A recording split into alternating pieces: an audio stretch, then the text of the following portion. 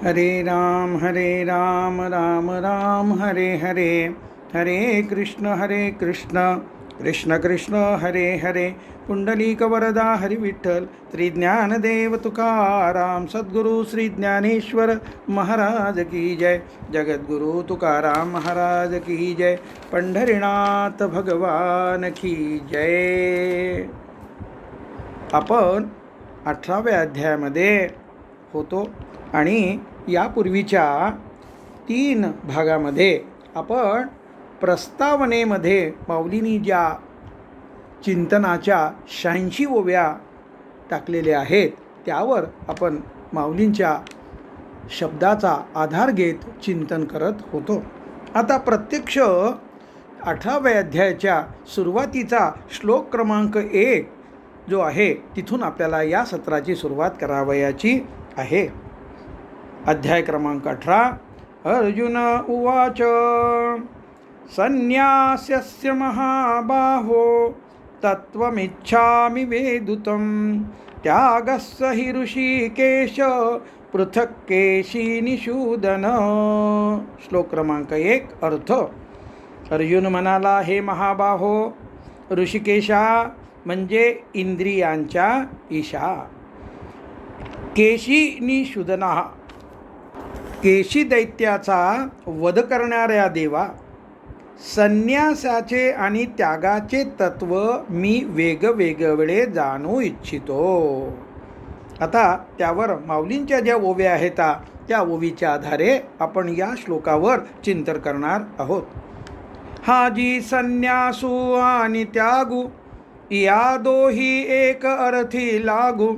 जैसे संघातू आणि संघू संघातेची बोलिजे. ओवी क्रमांक 87. काय म्हणतात? अहो महाराज, संन्यास व त्याग हे 2 शब्द एकाच अर्थाचे असल्याचे दिसून येते. संघात आणि संघ या 2 शब्दांनी जसे समुदाय या एकाच अर्थाचे ज्ञान होते त्याप्रमाणे संन्यासू आणि त्यागू हे आम्हाला एकच वाटतंय. तैसेची त्यागे आणि संन्यासे त्यागूची बोली जतू असे. आमचे नी तव मानसे जाणीजे हेची.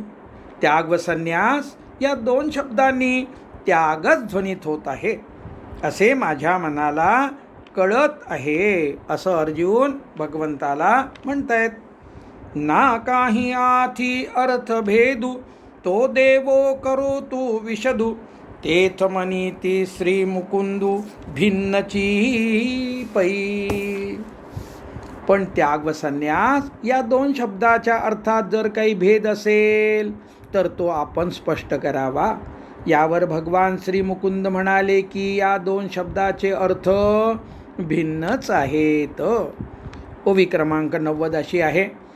तरी अर्जुना तुझ्या मनी त्याग संन्यास दोन्ही एकार्थ गमले हे मानी मीही साच.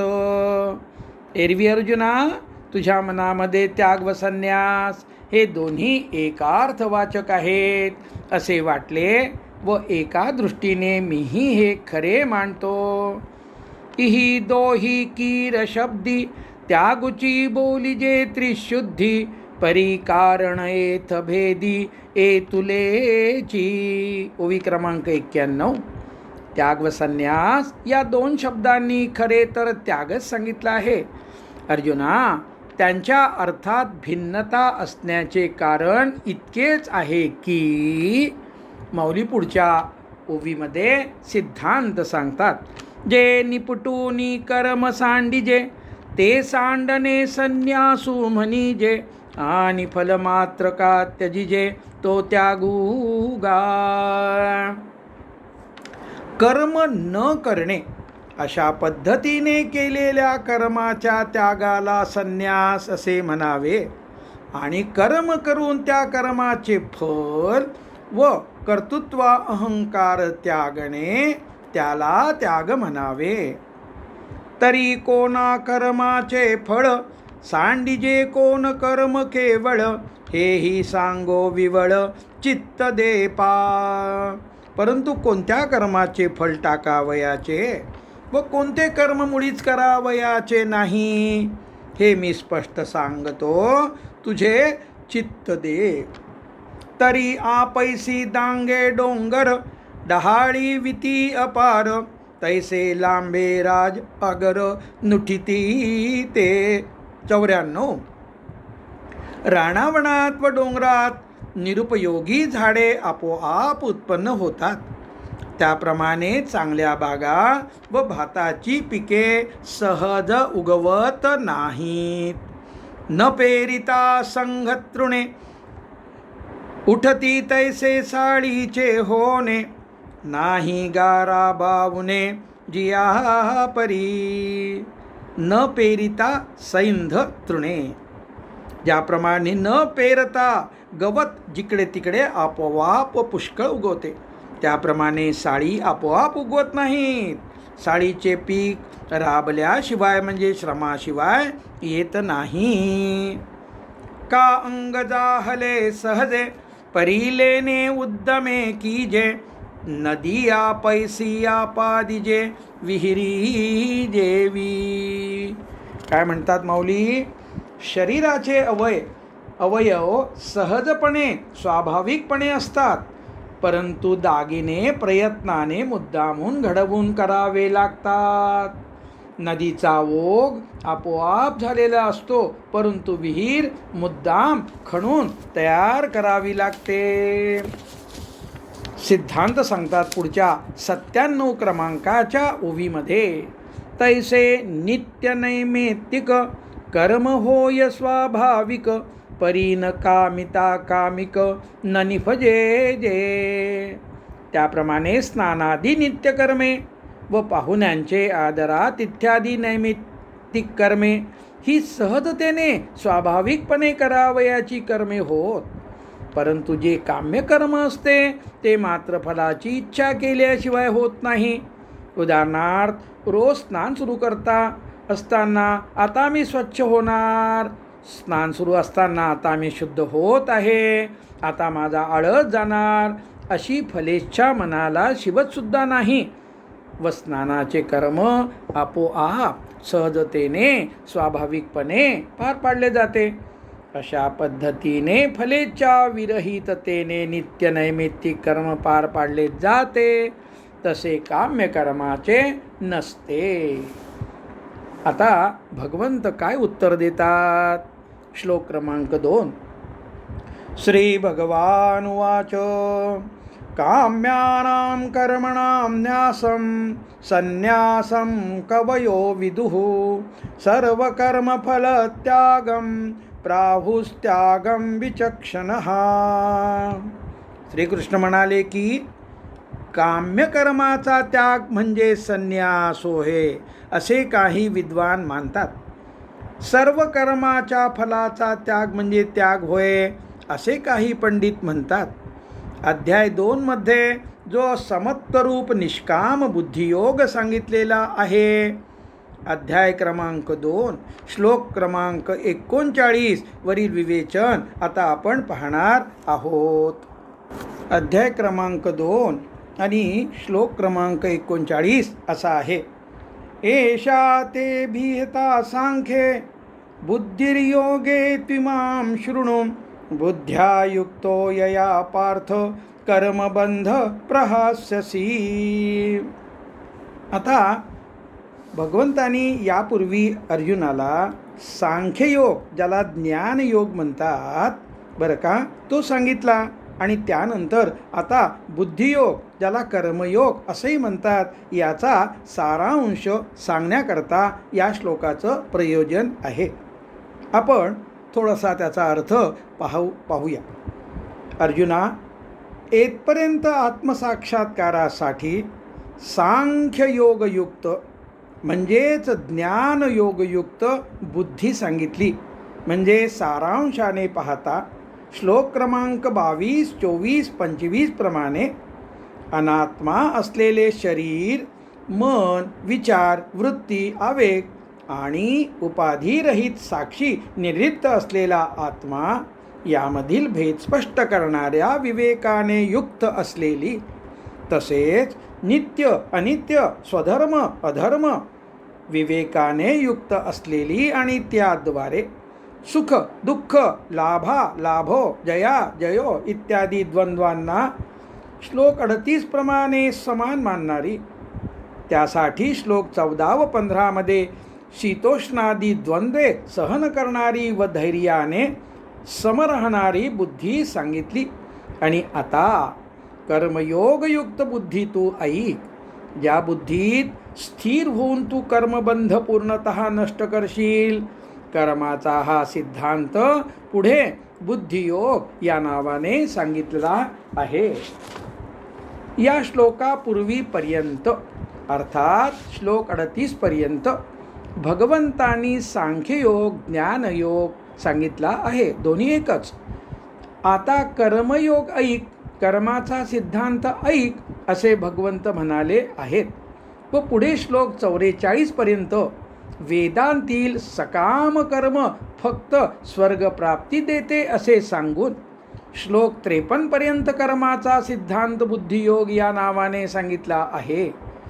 हाच बुद्धियोग अर्थात कर्माचा सिद्धांत विस्ताराने पुढील अध्यायात कर्मयोग या नावाने सांगितला आहे. प्रस्तुत अध्याय म्हणजे अध्याय क्रमांक 2 ज्ञानयोगावरील आहे. स्वाभाविकच बुद्धीस प्राधान्य देणारा, बुद्धीचे प्राधान्य असणारा आहे. म्हणून या अध्यायास कर्मयोग बुद्धीच्या अंगाने, कर्मसंबंधाने बुद्धीची जडणघडण कशी असावी, कशी करावी या अंगाने सांगितला आहे. बुद्धी हा मध्यवर्ती मुद्दा म्हणजे सेंट्रल पॉइंट ऑफ फोकस करून सांगितला आहे. आणि हे माऊलींनी ओवी क्रमांक 231 मध्ये सांगितले बरं का. ती ओवी आपण पाहूया. जया बुद्धियुक्ता जाहलिया पार्था, कर्मबंधू सर्वथा बांधू न पवे. ओवी क्रमांक 231.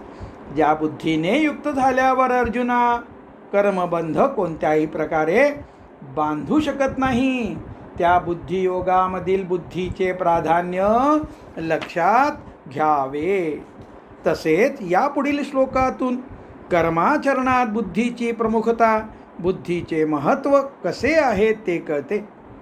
ज्ञानयोगात सजगता म्हणजे अवेअरनेस असलेल्या बुद्धीचे प्राबल्य आहे व ते आत्मा अनात्मा, नित्य अनित्य, धर्म अधर्म अशा विवेकाच्या अंगाने आहे आणि विषमता सहन करावयाची आहे.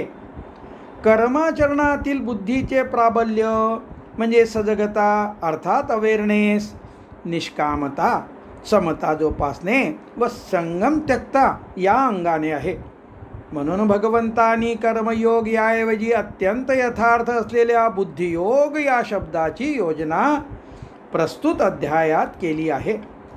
ज्ञानयोगात आत्मनात्म विवेक धारण करून राहण्यासाठी, तसेच बुद्धियोगात निष्कामता व समता धारण करून राहण्यासाठी, अर्थात ज्ञानयोग बुद्धियोग या दोन्ही योगात साक्षीभावात राहणे ही प्रमुख व महत्त्वाची साधना आहे.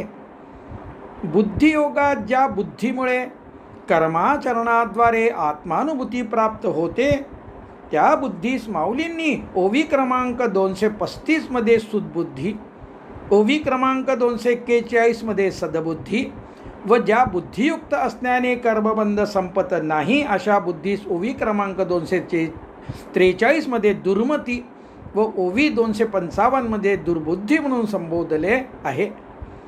हा विषय उत्तरोत्तर स्पष्ट होत जाऊन श्लोक क्रमांक 49-50 अध्याय क्रमांक 2 बद्दल आपण बोलतो आहोत व त्यावरील ओवी 273 द्वारे कर्माचरणातील समत्वरूप बुद्धीचे प्राधान्य लक्षात येते आणि समत्वरूप योग म्हणजे बुद्धियोग आणि समत्वरूप बुद्धियोग म्हणजे कर्मयोग असे लक्षात येते.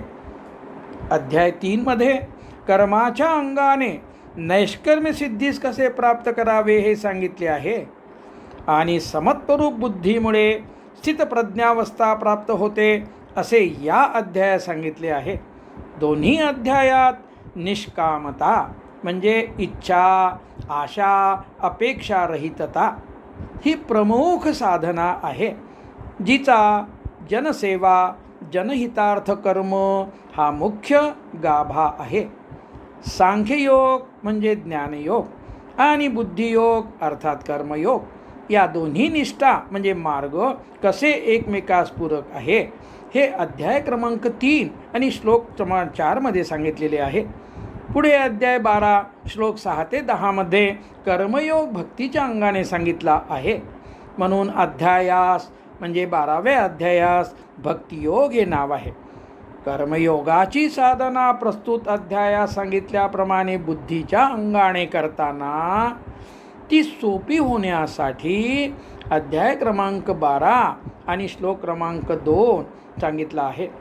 तेथे सांगितल्याप्रमाणे प्रेमभक्तिरस प्रवाहित करणे आवश्यक आहे. तसेच अध्याय 12 श्लोक 10 व त्यावरील ओवी 117 मध्ये सुद्धा हाच मुद्दा माऊलीने स्पष्ट केला आहे. त्याप्रमाणे बुद्धियोगाची म्हणजे कर्मयोगाची साधना केल्याने ती सोपी होते व सिद्धीत जाते. 5व्या अध्यायात कर्मसंबंधाने धारण करावयाची भूमिका ज्ञानाच्या अंगाने आहे आणि त्याद्वारे आत्म्याशी जोडले जावयाचे आहे. म्हणून तेथील योगाचे नाव ज्ञान कर्म संन्यास योग आहे. बुद्धियोग म्हणजे कर्मयोग आणि सांख्ययोग म्हणजे ज्ञानयोग या सिद्धांताचा सारांश एका वाक्यात पुढील प्रमाणे लक्षात ठेवता येईल.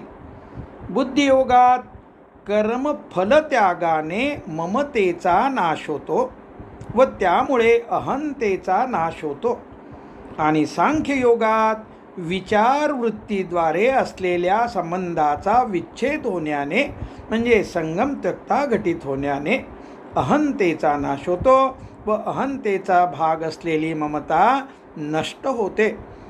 कर्मयोग ज्ञानयोग यांच्या साधनेचा सारांश पुढील प्रमाणे लक्षात ठेवावा. कर्मयोगात कर्म करण्यात सावध आणि दक्ष राहावे आणि ज्ञानयोगात आत्मानुभूती प्राप्त होण्यासाठी निसंशयतेने प्रसन्न चित्ताने साक्षीभावात राहावे. अध्याय 2 मध्ये जो समत्वरूप निष्काम बुद्धियोग सांगितला आहे व जो अध्याय 3 मध्ये कर्मयोग या नावाने सांगितलेला आहे त्याबद्दल आपण थोडं विवेचन आत्ता करून झालेलं आहे. विविध अध्यायात सांगितलेल्या कर्मयोगाचे वैशिष्ट्य व स्थलनिर्देशासाठी अध्याय क्रमांक 3 आणि ओवी क्रमांक 186 माऊली काय म्हणतात ते आता आपण बघूया. ओवी अशी आहे, साधना सांगणारी आहे. तरी उचिते कर्म आघवी तुवा आचरोणी मजर पावी परिचित्तवृत्ती न्यासावी आत्मरूपी. अध्याय क्रमांक 3 आणि ओवी क्रमांक 186 आहे. याचा अर्थ आपण त्यावेळी बघितला होता आणि तोच जो कर्मयोग आत्ता ज्या ओवीत सांगितला आहे येथे संक्षेपाने या श्लोकापासून पुढे श्लोक 12 म्हणजे 2 अध्याय क्रमांक 18 ती श्लोक क्रमांक 2 ते श्लोक क्रमांक 12 पर्यंत आणि माऊलींच्या 180 ओव्याद्वारे सांगितलेला आहे. यावरून ज्ञान ध्यान भक्ती आणि कर्म या मार्गातील कर्मयोगाचे महत्त्व लक्षात घेता येईल. आता विविध अध्यायात सांगितलेल्या कर्मयोगाचे सार आणि त्याचं चिंतन आपण करणार आहोत माऊलींच्या विविध ओव्याद्वारे. श्लोक क्रमांक 2 जो भगवंतांनी आता या ठिकाणी सांगितला ज्याचं आपण थोडं चिंतन केलं तो श्लोक पुन्हा एकदा वाचतो आणि त्यावरच्या ओव्या आपण त्याचं चिंतन करूया. श्लोक क्रमांक 2 श्री भगवान उवाच काम्यानां कर्मणां न्यासं संन्यासं कवयो विदुः सर्वकर्मफलत्यागं प्राहुस्त्यागं विचक्षणः. माऊलींच्या ओव्या 98 ओवी क्रमांक. का कामनेचे निदळवाडे जे उभारावया घडे अश्वमेधादिक पुढे यागजेथ. जी काम्यकर्मे निर्माण होण्याकरता फलांच्या इच्छांचा समुदाय, विविध फलेच्छा कारण असतो, म्हणजे फलाची इच्छा अपेक्षा असलेल्या कर्मांना काम्यकर्मे म्हणतात. व ज्या काम्यकर्मात प्रसिद्ध अश्वमेधाधिक यज्ञ ही इष्टकर्मे आहेत. अश्वमेधाधिक पुढे यागजेथ असं माऊली म्हणाले. आत्ता पुढची बोबी माऊलींची अशी आहे. वापी कूप आराम अग्रहारे हन महाग्राम आणि कही नाना संभ्रम व्रतांचे ते. माऊली म्हणतात काम्यकर्मात धर्मशाळा, आड म्हणजे विहीर, बगीचा वगैरे परोपकारार्थ तयार करणे व जमिनी गाव वगैरे इनाम करून देणे, तसेच मोठाले गाव वसविणे, नाना प्रकारच्या व्रतांचे उद्यापनादी समारंभ करणे, अशी अनेक प्रकारची पूर्तकर्मे आहेत. आता ओवी क्रमांक 100 आणि माऊली त्यामध्ये एक सिद्धांत आपल्याला सांगत आहेत. ऐसे इष्टापूर्त सकळ जया कामना एक मूळ, जे केले भोगवी फळ बांधोनिया. वरीलप्रमाणे सांगितलेली व इतर सर्व इष्टापूर्त कर्माचे स्वर्गप्राप्ती, कीर्ती, सत्ता अशा फलेच्छा हेच मूळ अर्थात प्रयोजन असते. त्या काम्यकर्माच्या आचरणामुळे मिळणारे फळ कर्मकर्त्यास बांधून बळेच भोगावयास लावते. देहाचिया गावा आलिया जन्म मृत्यूचिया सोहळिया, ना म्हणो नये धनंजया जिया परी. अर्जुना, ज्याप्रमाणे देहरूप गावास आल्यावर जन्ममरण हे अपरिहार्य असते, त्याप्रमाणे अशा प्रकारचे इष्टापूर्त कर्म केले की त्यांचं फळ हे जसं देहाला जन्म म्हणजे मृत्यू अपरिहार्य, तसंच इष्टापूर्त कर्माला त्याचं फळ अपरिहार्य. का ललाटीचे लिहिले नमोडे गा काही केले, काळे गोरे पण धुतले फिटो नेने. 102. अथवा ब्रह्मदेवाने जे कपाळी लिहिलेले असते ते काही केले तरी पुसता येत नाही, अथवा कितीही धुतले तरी शरीराचा काळेपणा अथवा गोरेपणा नाहीसा होत नाही. काळे गोरेपण धुतले फिटो नेने. माऊली म्हणतात केले काम्य कर्म तैसे फळभोगावया धरणे बैसे, न फेडिता ऋण जैसे ओसंडीना. माऊली म्हणतात कर्ज फेडल्याशिवाय त्यापासून सुटका होत नाही. त्याप्रमाणे फलाच्छेने केलेल्या काम्यकर्माचे फळ भोगणे अपरिहार्य असते. का काम नाही न करिता अवसात घडे पंडुसूता, तरी वाय कांडे न झुंजता लागे जैसे. अर्जुना, फलेच्छाही न करता जर सहजच काम्यकर्म घडेल तर त्याप्रमाणे लढाईच्या जागी गेले असता युद्ध न करता विनाकारण बाण लागतो. गुडने नता तोंडी घातला देची गोडी, आगी मानो निराखोंडी चेपिला पोळी. 105.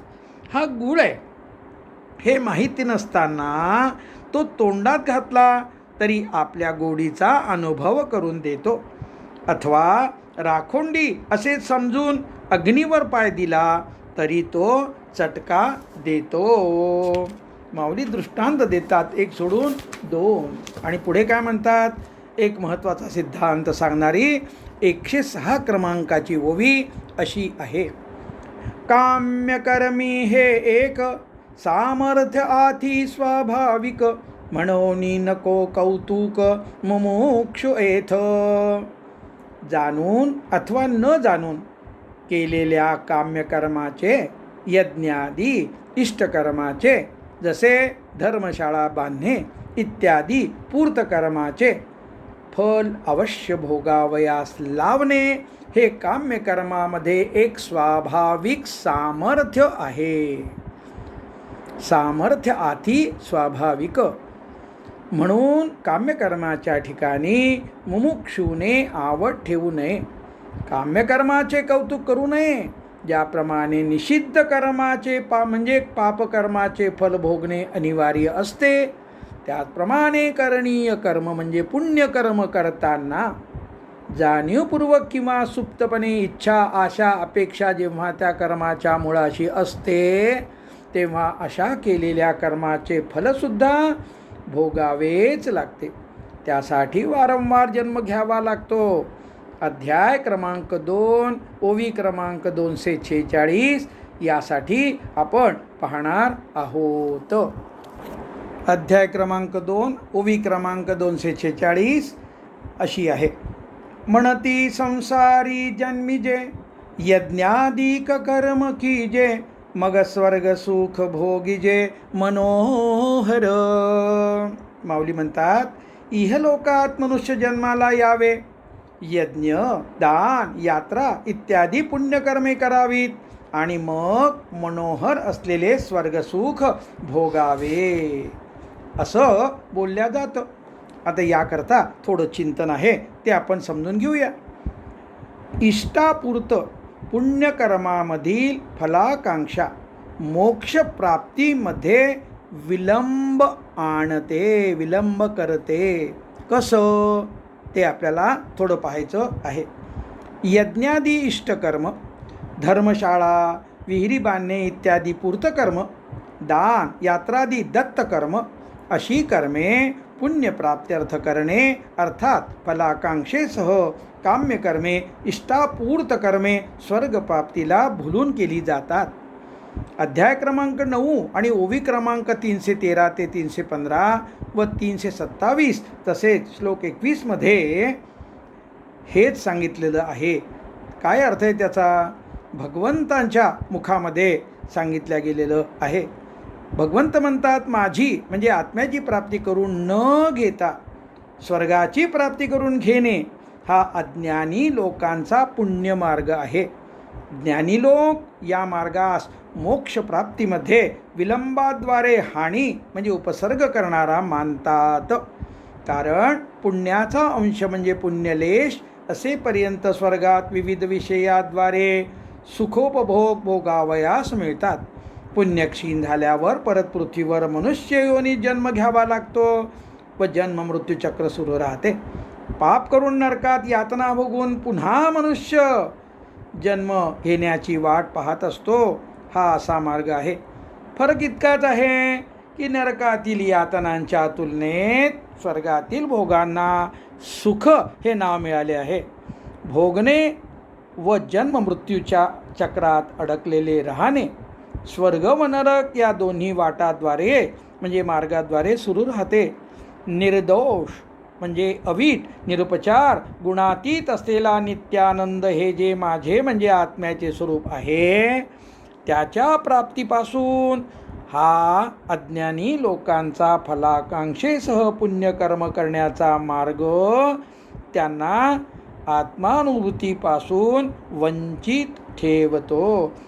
18व्या अध्यायामध्ये आपल्याला हेच सांगण्यात आलेलं आहे. आपण तोच विषय बघतो आहोत. आणि आता यज्ञयागादी काम्यकर्मे सुरू असताना सुरुवातीसच फलेच्छा जाहीर करणारा संकल्प करण्यात येत असतोय, लक्षात घ्यावे. अहो, साधा सत्यनारायण करायचा म्हटलं तरी आपण काय काय संकल्प करतो आपल्या सर्वांना ज्ञात आहेच, नाही का? आणि मग अशा प्रकारचे संकल्प करून पुण्यकर्म करणं हे काही अपेक्षित नाही. आणि त्यामुळं काय होतं की आत्मानुभूती प्राप्त होण्यामध्ये विलंब होतो. आणि म्हणून या ठिकाणी आपल्याला माऊली जे सांगतायत ते पुन्हा पुन्हा लक्षात ठेवलं पाहिजे. याच अध्यायातील ओवी क्रमांक 153 मध्ये माऊली काय सांगतात आणि 154 मध्ये काय सांगतात त्या दोन ओव्या आपण अगोदर पाहू.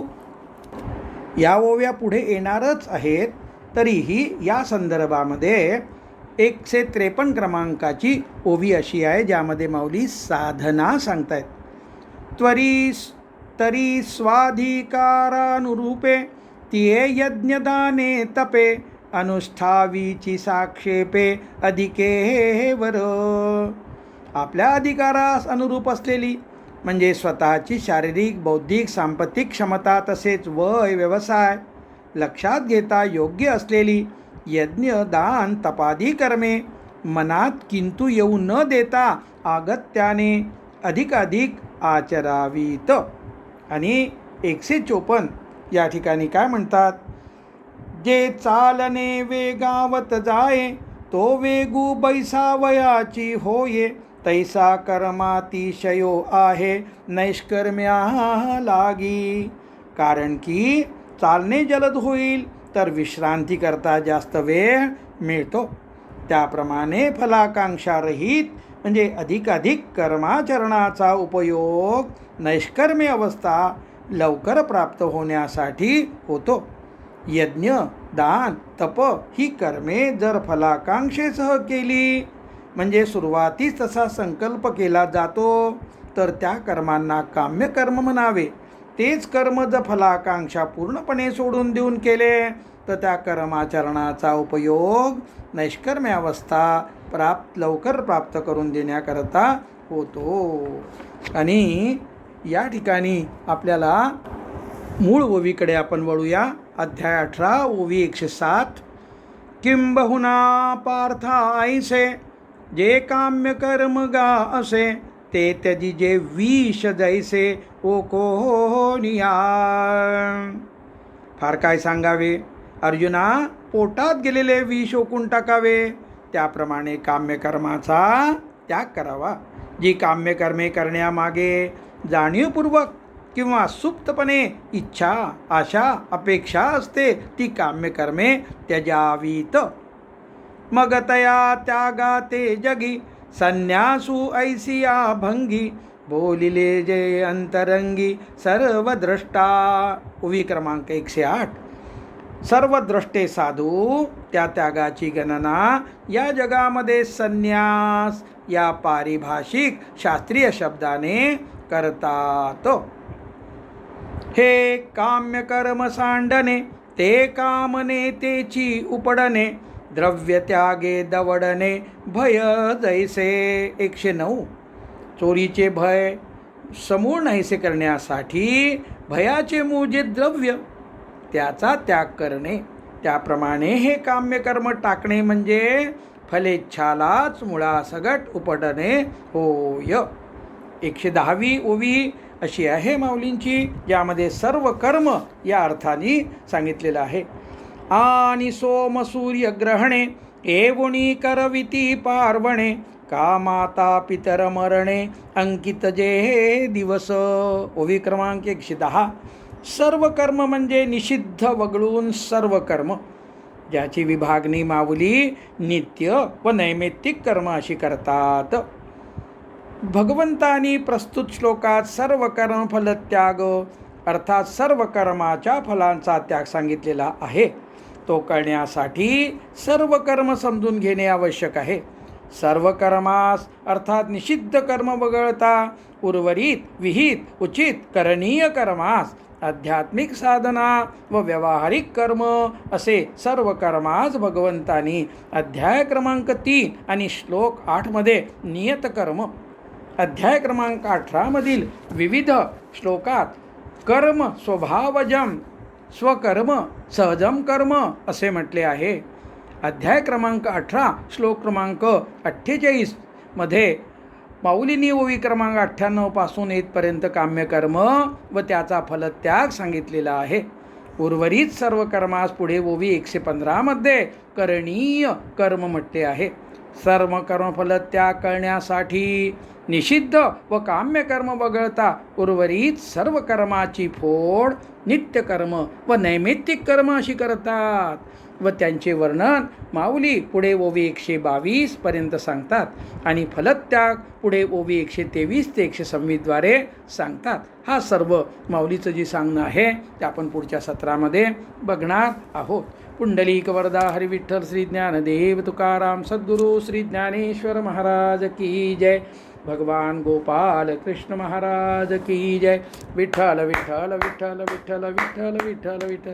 पुंडलिक वरदा हरी विठ्ठल श्री ज्ञानदेव तुकाराम सद्गुरू श्री ज्ञानेश्वर महाराज की जय. जगद्गुरु तुकाराम महाराज की जय. पंढरीनाथ भगवान की जय. यानंतर 20 मिनिटाचं ध्यान करायचं आहे. कोणताही विचार मनामध्ये रमायला नको, कोणत्याही विचारामध्ये अडकायला नको. त्या विचाराकडे साक्षी भावानं पहा. मनातला शब्द संपल्याशिवाय आत्मानुभूती प्राप्त होणार नाही, हे पक्क लक्षात ठेवायचं आहे. ज्ञान प्राप्त करायचं आहेच आहे. कशाकरता? अज्ञान संपवण्याकरता. आणि नंतर ज्ञानही संपल्याशिवाय आत्मानुभूती नाही. आणि त्यासाठी एकमेव काय? ध्यान. आणि त्यासाठी आपला सिद्ध मंत्र माझी माऊली.